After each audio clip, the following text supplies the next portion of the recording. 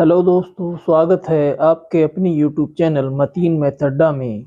आज हम पढ़ने जा रहे हैं अनुपात समानुपात का 12वां लेक्चर। और 11 लेक्चर में हमने पढ़ा था कि यदि दो वस्तुओं का कुछ अनुपात दिया गया था और उसको पूछ रहा था कि यदि कोई एक 100 रुपये किलो वाली चीज़ हो और एक 150 रुपये किलो वाली चीज़ हो, तो ये बताएं कि अगर हम उनको 130 रुपये पर केजी के हिसाब से बेचें तो किस अनुपात में उनको मिलाना होगा।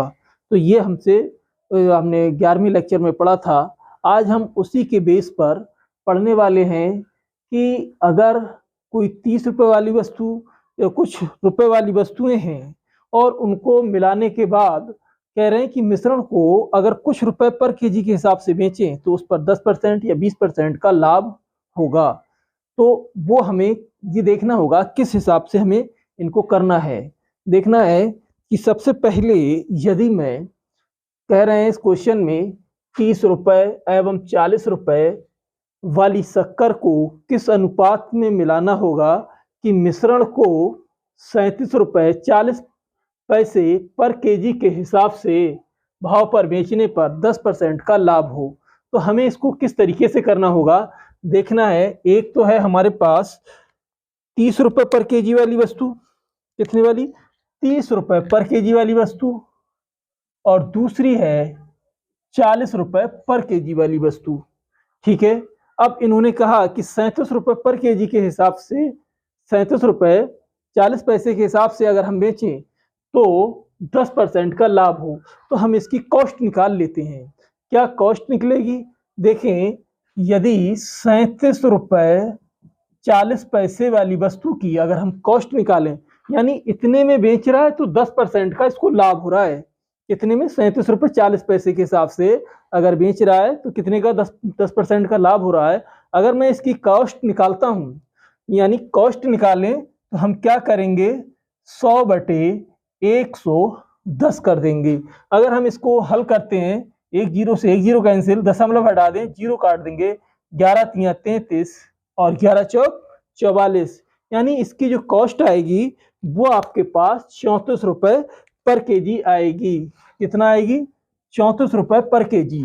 तो अगर देखना, अगर जिसको ये रेट समझ में ना आया हो, सपोज करें थोड़ी देर के लिए मैं यहाँ पर करके दे रहा हूं। कह रहे हैं कि 1000 रुपए वाली कोई वस्तु को 10% के लाभ पर बेचा जाए तो कितने रुपए की बिकेगी। तो आप क्या करेंगे, 10% का जब लाभ लेंगे तो 110 बटे आप 100 करोगे। कितना? 1000 वाली कोई वस्तु 10% के लाभ पर बेचे तो आप क्या करेंगे कि 110 बटे 100, यानी 100 ये इससे बेटा कट जाएगा और ये भी इससे कट जाएगा, तो 11 एकन्नम 11, इसका मतलब 1100 रुपए की वो वस्तु बिकेगी। अब 1100 रुपए की बेचने के बाद अब क्वेश्चन बनाएगा कि ये बताएं कि 1100 वाली वस्तु 10% के लाभ पर हमने बेची, तो बताएं इसको कितनी कीमत में पड़ेगी, किस कीमत पर पड़ेगी।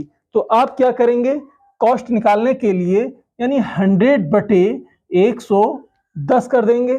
अब यहां से जीरो से एक जीरो कैंसिल हो जाएगा, 11 से 11 काट दोगे, एक बार चला जाएगा, यहाँ 10 हो जाएगा, 100 की 10 से मल्टीप्लाई करोगे 1000 आ जाएगा। इस हिसाब से हमने इसको निकाला कि देखें अगर कोई कॉस्ट दी है उस पर प्रॉफिट लेंगे तो क्या करेंगे, 110 बटे 100, फिर जो कीमत निकल के आई 1100 रुपए आई निकल के, और फिर क्या किया, अगर हमसे 1100 वाली वस्तु 1100 रुपए में बेचने के बाद किस उसी वस्तु पर 10% का लाभ हो तो कीमत क्या होगी, यानी हमने 1100 का 100 बटे 110 कर दिया तो हमें 1000 रुपए की वो कीमत मिल गई।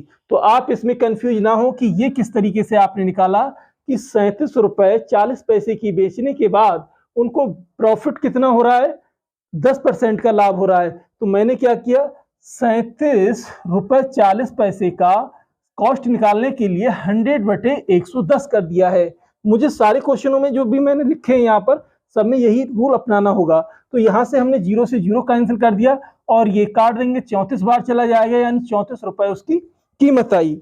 अब 34 रुपए जब कीमत आई तो अब हम किसका क्या कर देंगे, क्रॉस, इसको इधर से माइनस करोगे तो कितना आ जाएगा, 40 में से 34 घटाया 6, और 30 में से 34 घटाएगा तो कितना आ जाएगा, 4 आएगा। तो आपके पास ये जो रेशियो बनेगा 6:4, एक बार इसको डिवाइड कर दोगे तो 3:2 के अनुपात में मिलाएगा। यानी 3 kg इतने रुपए वाली वस्तु होगी और 2 kg इतने रुपए वाली वस्तु होगी। तब वो मिलाने के बाद जब बेचेगा तो इस पर इतना फायदा ले लेगा। अब हम इसी प्रकार नेक्स्ट क्वेश्चन की ओर चलेंगे।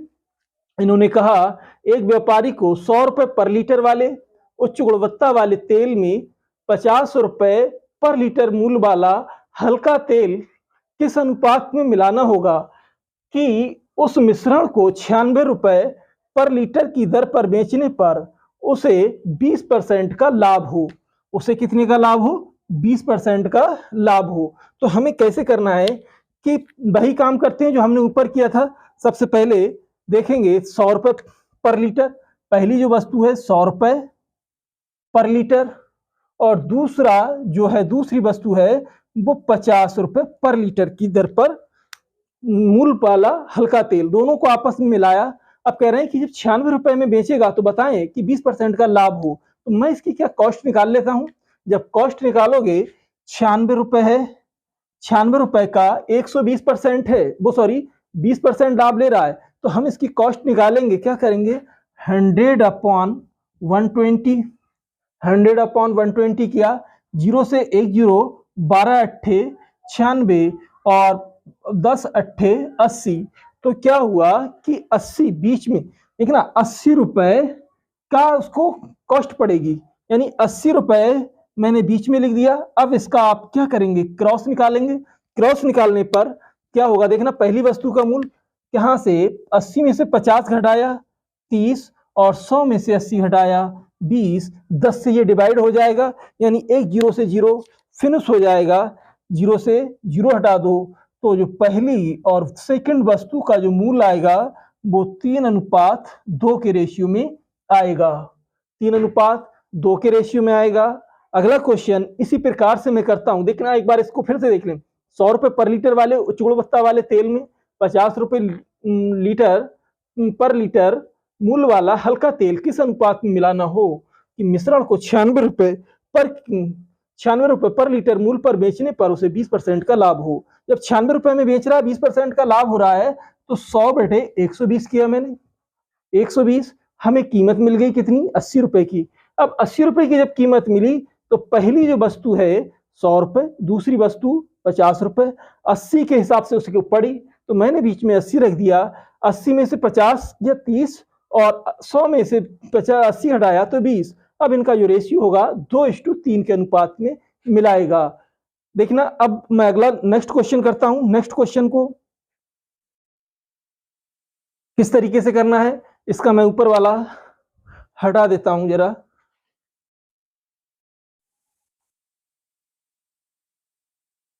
देखिए नेक्स्ट क्वेश्चन है, तीसरा क्वेश्चन हमारे पास।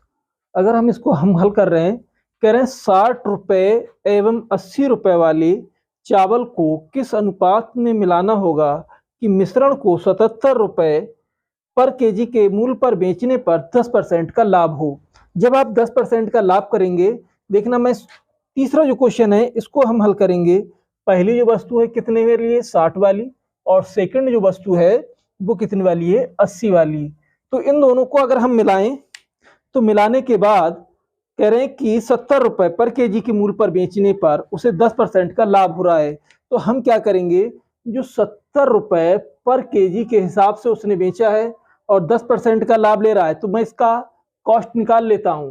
यानी जो कॉस्ट होगा, जो मूल्य होगा, यानी 100/110, 0 से 0 काट देंगे, 11 सत्ते 77, इसका जो मूल्य आएगा वो 70 रुपए आएगा। क्या समझ आया ये बात। देखना कि 77 रुपए पर केजी वाले मूल्य वाले 10% का लाभ ले रहा है, तो कितने में पड़ रहा है इसको, 70 रुपए में। अब मैं क्या करता हूं, जो 70 वाली वस्तु है, 70 मैंने मिडिल में रखा, इसको यहां से माइनस करेंगे। देखना पहली जो वस्तु का अगर मूल्य आएगा 70 और 80 का डिफरेंस जो होगा 10, और 10 और 70 का डिफरेंस 10। अब इसको आप काटेंगे, 0 से 0 एक बार हटा देंगे।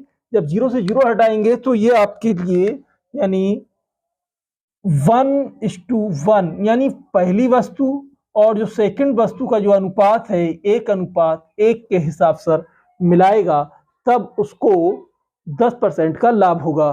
तो अब मैं एक इसके आगे और नेक्स्ट क्वेश्चन जरा देखना है हमें।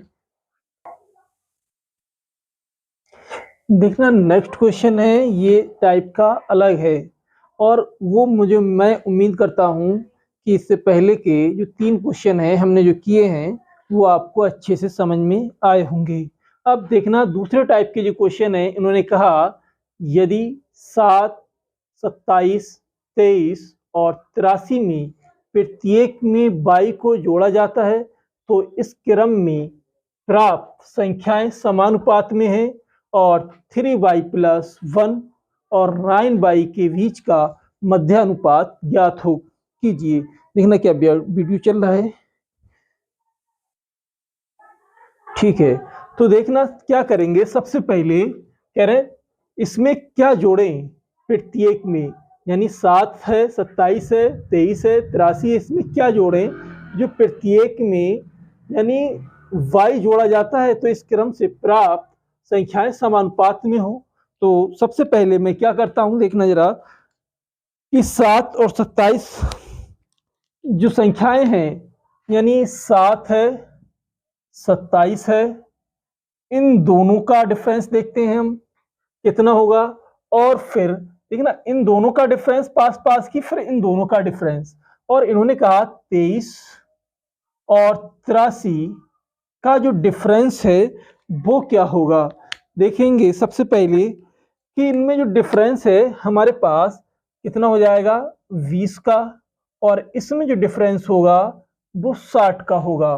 देखना पहले देखना समानुपात में, समानुपात का मतलब है क्या होगा कि जैसे आपके पास संख्याएं हैं 3,6 और एक संख्या है 4,8, क्या ये समानुपात में है? समानुपात में होंगी। 3/6 और 4/8 काटेंगे 1/2 और 1/2, इसका मतलब ये संख्याएं आपकी समानुपात में होंगी। 1/2 बराबर 1/2। ऐसे ही इन्होंने कहा कि संख्याएं इसमें प्रत्येक में 22 को जोड़ा जाता है तो इस क्रम में प्राप्त जो संख्याएं समानुपात में होगी।